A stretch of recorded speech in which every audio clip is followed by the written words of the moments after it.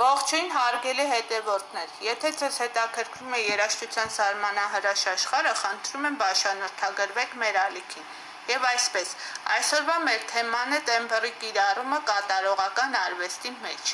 Երաժշտական կատարումը միայն ճիշտ նոտաների, ռիթմի, տեմպի և դինամիկայի վերարտադրություն չէ։ Երաժշտական կերպարի ձևավորող կարևորագույն միջոցներից մեկը տեմբրն է, հնչյունի յուրահատուկ ձայնային գույնը։ Նույն նոտան տարբեր գործիքների կամ տարբեր կատարողների մոտ կարող է բոլորովին տարբեր կերպ հնչել։ Սակայն կատարողական արվեստում տեմբրը միայն գործիքների տարբերակման միջոց չէ,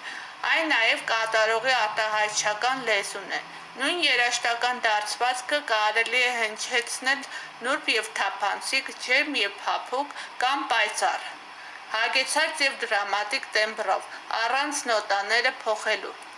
Տեմբրը ձևավորվում է անմիջապես հնչյունարտադրության ընթացքում։ Կատարողի շնչառությունը, հպումը, արտաբերման եղանակը, ուժգնությունը, մարմնի և գործիքի դիրքը ազդում են հնչյունի կառուցվածքի վրա։ Օրինակ, ֆլեյտահարի դեպքում կարևոր են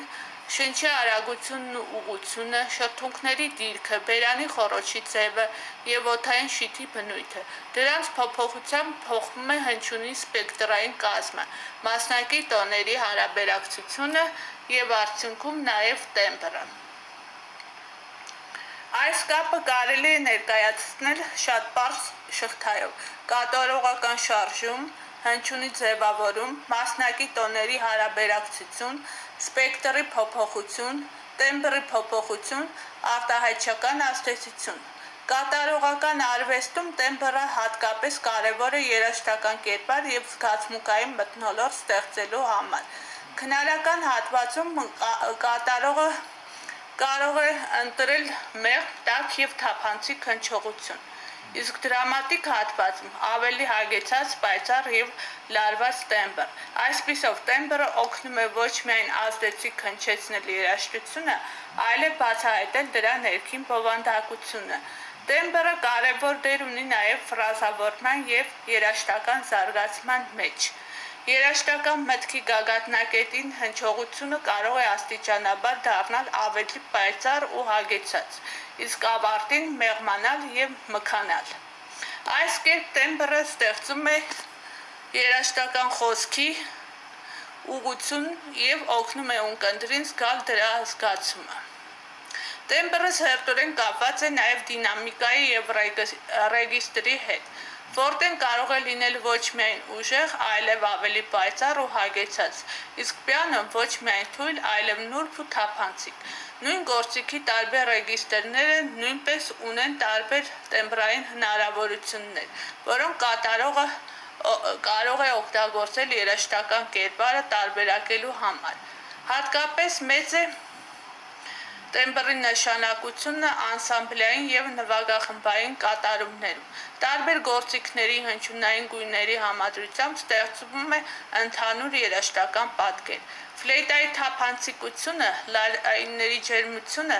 փողայինների հզորությունը կամ հարվածայինների ընդգծվածությունը կարող են միավորվել և ստեղծել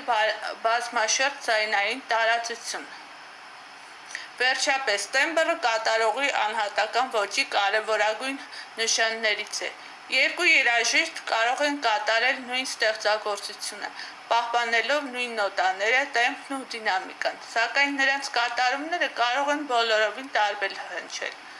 Պատճառներից մեկը նրանց անհատական ձայնային գույնն է։ Արդեն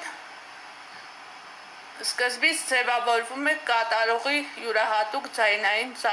ձեռագիրը։ Այսպիսով, կատարողական արվեստում տեմբրը ծառայում է երաժշտական կերպարի ստեղծմանը, զգացմունքների արտահայտմանը,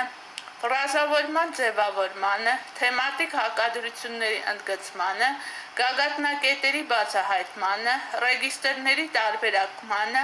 անսամբլային գույների համադրմանը և կատարողի անհատական ոճի ձևավորմանը։ Ուստի տեմբրը պարզապես հնչյունի գեղեցկություն չէ, այն երաժշտական միտքը կենդանի և արտահայտիչ դարձնող միջոց է։ Ուստի տեմբրը պարզապես հնչյունի ազդեցություն չէ, Այն երաժշտական միտքը կենդանի և արտահայտիչ դարձնող միջոց է։ Եթե հիմնական տոնը մեզ ասում է ինչ նոտա է հնչում, ապա տեմբրը հուշում է, ինչպես և ինչպիսի գույներով և ինչպիսի զգացողությամբ է այն հնչում։ Տեմբրը հնչյունից դեպի երաժշտական կերպար տանող կամուրջ է։